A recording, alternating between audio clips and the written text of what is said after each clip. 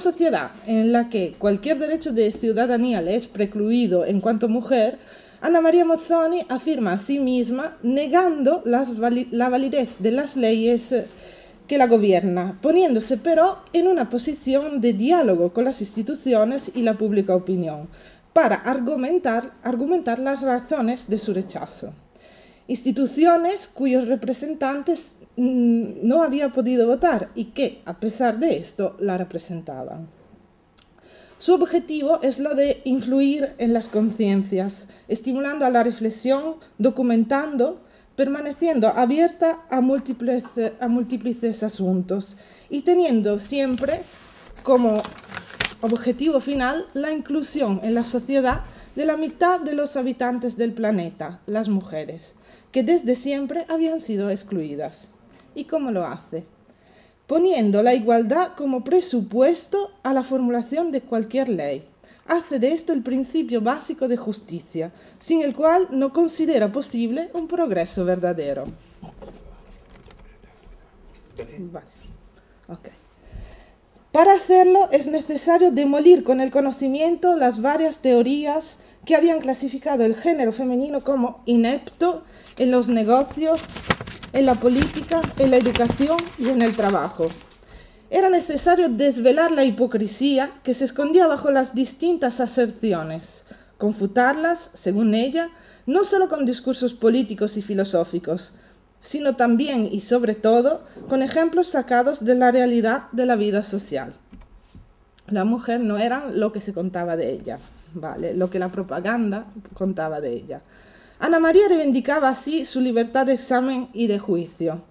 No me considero afiliada a ninguna secta, a ningún sistema, a ninguna escuela. No creo en la infalibilidad del Papa, pero negando esta no la sustituyo con la de Mazzini o de ningún otro. Su primera gran negación es el rechazo del concepto de la diferencia intelectual entre los sexos. La educación femenina fue uno de los puntos claves de las reivindicaciones de las asociaciones de mujeres en la Italia recién unificada. Después de la unificación, a las jóvenes les fue permitido acceder a la escuela, diferenciando, pero, los planes de estudio en base al género. Aunque no hubiese una prohibición formal para que las mujeres accedieran a la universidad, se les negaba de hecho ejercer las profesiones liberales, así que para qué estudiar si luego no había salida laboral, ¿no? Así que se las dirigía más bien a las escuelas normales, le scuole normali se llamaba en italiano, una especie de magisterio que duraba 3 años y cuyo natural desemboque era la enseñanza. La observación,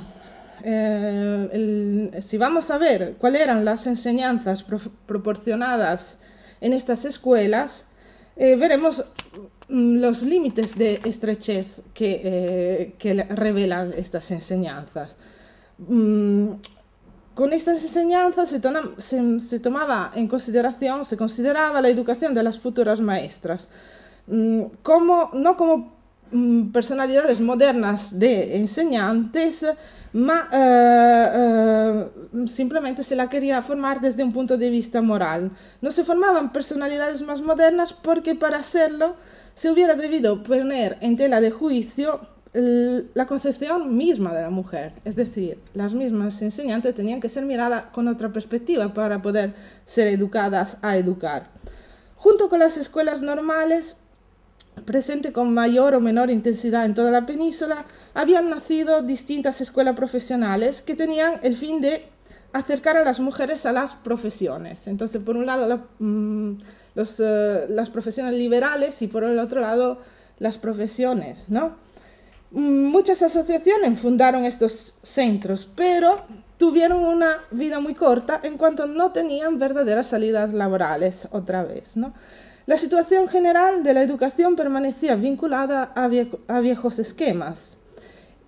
Básicamente, el nuevo Estado italiano no tenía las estructuras suficientes para garantizar la educación a toda la península, así que tuvo que apoyarse a la Iglesia, que por otro lado estaba interesada en mantener el control sobre los procesos formativos, situación esta que llevó a no pocos compromisos, evidentemente.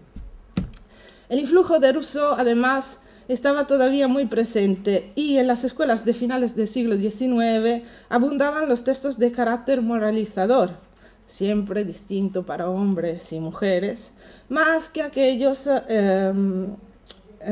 científicos o literarios. En el caso de las mujeres, el propósito de la educación femenina era lo de hacer de las niñas futuras mujeres sumisas y obedientes. Mozzoni se inserta en este contexto, tratando de modernizar las instituciones femeninas, la instrucción femenina. Se trata sobre todo de despegar a las italianas del apostolado católico y actuar reformas orientadas al futuro profesional de las jóvenes. Los programas eran tan inadecuados que paradójicamente se enseñaban las nociones de agraria en las ciudades y la literatura en el campo. Este desfase hacía que a menudo se odiasen las tareas escolares, a las que no se le veía ninguna utilidad práctica. Mozzoni se empeñó para que la calidad de la enseñanza se mejorara a todos los niveles y fuera concebida igual para ambos sexos. Con este propósito escribió un proyecto pedagógico que tituló Un passo avanti nella cultura femminile, tesi e progetto, es decir, un paso adelante en la cultura femenina, tesis y proyecto. El proyecto tenía un objetivo práctico inmediato, la creación en Milán de un instituto internacional femenino que contribuyera a levantar, decía Mozzoni, a levantar la razón y la conciencia de la mujer y la cognición de sus deberes y sus derechos. El proyecto de Mozzoni prevé la enseñanza de los idiomas, lo tenéis aquí en la pantalla, en italiano, el original, ¿no? Prevé la enseñanza de los idiomas y de las ciencias, de la geodesia, una especie de geografía, 1 hora a la semana sobre las distintas religiones y lecciones de historia comparada sobre la condición de las mujeres en los distintos países. Esta última asignatura habría dado a las mujeres la conciencia del funcionamiento de las leyes y del costumbre en el mundo y les habría hecho capaces de difundir el espíritu de la libertad desde la primera infancia. Así que estamos hablando de algo más moderno de lo moderno, diría yo, ¿no? Junto a los esfuerzos de Mozzoni y de las demás emancipacionistas convivían distintos niveles de alcance a la cuestión femenina, evidentemente, y muchos detractores. Precisamente esta poliedricidad de voces, más o menos importantes, justifica la feroz defensa por parte de Mozzoni de la importancia de la enseñanza de la filosofía, que hacía falta para que se tuvieran los instrumentos para confutar las instancias conservadoras, que a menudo eran presentadas como científicas. Pues eso es súper actual, ¿no? Estamos hablando de quitar la importancia a la filosofía y Mozzoni explica a su manera por qué no hay que hacerlo, para qué sirve la filosofía. La falta de un enfoque lógico-filosófico a la enseñanza era continuamente rellenada con la moral religiosa en forma de preceptos. Se le pegaba una moral a un espíritu que se quería mantener inculto e ilógico, de manera programada, sobre todo por lo que atañe a las mujeres. Los programas educativos estaban hechos más bien para excitar sentimentalmente a los ánimos femeninos. Sus motus descompuestos lo llamaban del alma, descompuestos sí, pero manipulados por los educadores, llevaban a las mujeres en los institutos de educación convencional a tener creencias, ya que no habían sido preparadas para tener convicciones.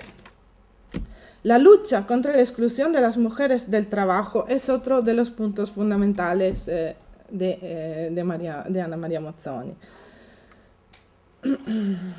En la Italia de entonces había realidades populares y campesinas muy distintas. La constante que se puede individuar por lo que atañe a la diferenciación del trabajo entre los sexos está en el uso de instrumentos. ¿Qué queremos decir? A las mujeres se les encargaban, por línea general estamos hablando, todas aquellas tareas que no necesitaban de instrumentos específicos, que habrían aumentado su capacidad de cambiar eficazmente y con menos esfuerzo el elemento natural. Una habilidad, esta última, también desde el punto de vista artesanal, que permanece en todos los sectores exclusiva para los hombres. Estos datos fueron recompilados por una encuesta sobre el estado de la población a la que participó la misma Mozzoni. El trabajo determina también la rígida división de los espacios, de la amplitud y variedad del espacio masculino a la estrechez y homogeneidad de lo femenino, limitado casi siempre a la casa o al corral de vecinos. Esas distinciones de carácter general se diversificaban según la pertenencia geográfica o social, pero generalmente era una vergüenza para la familia tener que recurrir al trabajo femenino, que era por ende considerado accidental y marginal. Las mujeres que se quedaban en casa eran consideradas por lo general más honradas de las que por necesidad debían salir de ella. También la emigración le estaba precluida y seguía siendo una elección posible solo para los maridos. La tendencia a alcanzar una mayor domesticidad ha sido, y hasta hace poco tiempo en realidad, un valor para todas las clases sociales. Paralelamente, el sentido común veía a las mujeres existir solamente en cuanto miembros de una familia. No tenían el reconocimiento de la existencia individual por parte de la comunidad. El final del siglo XIX marca pero el abrirse de nuevas posibilidades de trabajo para las mujeres, que ven en la industria y en la administración oportunidades concretas de inserción laboral. Se constituye en esta primera fase solo la base material para la autonomía económica de las trabajadoras, sin poner en discusión pero la necesidad de una separación del trabajo. ¿Qué significaba separar el trabajo? Obreros y obreras se ocupaban de tareas distintas que servían también para justificar una importante diferencia en las retribuciones, ¿no? De hecho, aunque las obreras tengan un sueldo, su realidad permanece todavía muy cercana a la de las campesinas. El empleo de las mujeres en la administración resulta muy conveniente para el Estado, ya que en este caso también hay una gran diferencia salarial. Las maestras, además, enseñaban en unas condiciones durísimas, solo en las clases elementales, y su rol era concebido como educativo en sentido moral, lo que decíamos antes, más que propiamente intelectual. Mozzoni conocía a fondo este cuadro de conjunto que fotografa la condición de la mujer con respecto a los trabajos aquí descritos. Convencida de que los cambios se producían más con hechos que con discursos, consciente de que Proudhon, a pesar de atacar a las mujeres, individúa con razón en el trabajo el gran libertador, Mozzoni pone el derecho al trabajo como base de todas sus reivindicaciones. Decía Mozzoni: el derecho al trabajo tiene como fundamento y como razón de ser la facultad, la cual, con su legítima pretensión de realizarse, nos da la conciencia de ello, así como el derecho a la instrucción, es decir, el hecho de poder hacer me da el derecho de ejercer, de poner a prueba mi capacidad. Eso era lo que decía Mozzoni. El reconocer estas facultades en la mujer es deber de los legisladores, que deben dejar a un lado todas aquellas doctrinas que a través de como lo llama Mozzoni, un sinfín de clasificaciones, habían tirado a la mujer en el barro. El trabajo no se queda como un valor aislado, sino como un corolario en la búsqueda de igualdad. Mozzoni, de hecho, tiene bien presente el peligro representado por considerar la cuestión económica en alguna medida suficiente en la lucha para la emancipación femenina, y más adelante se encontrará enfrentándose sobre este punto con los mismos socialistas con los cuales, sin embargo, compartía muchos ideales. Una vez alcanzada la condición óptima para los trabajadores, Es decir, si llegamos a alcanzar la jornada de 8 horas o menos, una igualdad en los sueldos, la propiedad de las maquinarias, que eran las reivindicaciones de los socialistas, ¿no? Dice Mozzoni, ¿qué pasará con respecto a la condición de la mujer? E hipotiza que entonces el marido diría a la mujer: quédate en casa, descansa y cuida de los asuntos internos de la familia, mientras él tendrá tiempo para estudiar y divertirse.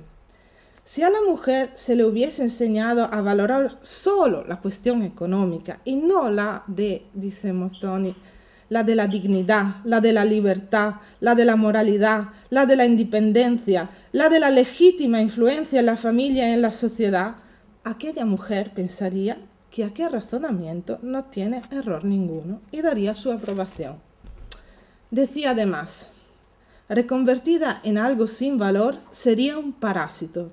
¿Quién le encargaría un mando político, jurídico o administrativo? ¿Cómo podrá ella quitarse de encima aquella etiqueta de imbecilidad bajo la cual sucumbe de la lejana tradición romana? Y decía además: no dejéis vuestro puesto, trabajadoras, rechazad cualquier ley hipocríticamente protectora. Ya estáis demasiado tuteladas, protegidas, custodiadas, defendidas. Toda esta paternidad y maternidad que se os impone sin ser requerida, que quiere a toda costa ejercer en torno a vosotras y sobre vosotras un protectorado en cada orden, acto, hecho y momento de vuestra vida, que tiene cada vez por delegados y representantes al padre, al marido, al confesor, al magistrado, al policía, a la escuela, que os inculca la fe, el respeto, el temor, la privacidad, la humildad, la pasividad, el cariño virtuoso a las paredes de vuestras casas, también cuando es una cueva. Todos a la vez los efectos concéntricos y negativos que aniquilan y pulverizan la dignidad humana y la personalidad. Todo este conjunto opresor, asfixiante, ablandante, dañino, es lo que de hecho constituye vuestra eterna servidumbre. La demostración de que la percepción de Mozzoni sobre la peligrosidad de tales tutelas fuese fundada se puso evidente con su puesta en práctica. Hubo una gran disputa sobre si se debían o no proteger a las mujeres en el trabajo. Leyes que, por un lado, hacían falta, porque, por ejemplo, por la maternidad o por el cuidado de los niños pequeños, pero que por el otro lado habrían podido ser un deterrente a la asunción de mujeres en la fábrica. Finalmente se pusieron en práctica las leyes de tutela y lo que pasó fue que a principios del siglo XX las leyes de tutela invirtieron el proceso de feminización de la industria textil, por ejemplo, y desmotivaron la contratación de mujeres en la industria pesada, también en los ámbitos en que la mecanización había eliminado el esfuerzo físico. El conocimiento de la situación le sirve a Mozzoni de punto de partida para la búsqueda de posibles soluciones, con una libertad de pensamiento que procede de su acérrima defensa de la condición femenina, más allá que cualquier bandera de partido. Su propósito es el de dar principio a un camino por recorrer, sabiendo que probablemente no habría podido ver los frutos. Mozzoni reconoce en la inaccesibilidad al trabajo por las mujeres aristocráticas y en la imposibilidad de salir de las rígidas reglas familiares para las obreras un elemento común, es decir, ve que las mujeres tienen todas algo que les acomuna en el derecho al trabajo, y es la imposibilidad de realización de la mujer en ambas clases sociales. Por mucho que nos suenen inalcanzables las propuestas asociacionistas que de esta constatación hace surgir, debemos reconocer su eco en movimientos más cercanos a nosotros. asociacionismo, preocupación para los derechos humanos como premisa a cualquier elección económica, la necesidad de una mirada cosmopolita y con proyectos a largo plazo hacia un futuro no inmediato, son todas instancias que reencontramos hoy a contrastar un sistema que dicta sus reglas solo en base a la economía y que quiere olvidar la democracia. Ana María Mozzoni puede ser considerada un clásico en la medida en la que reconocemos en su mensaje una sensibilidad que sentimos todavía actual. Muchas gracias.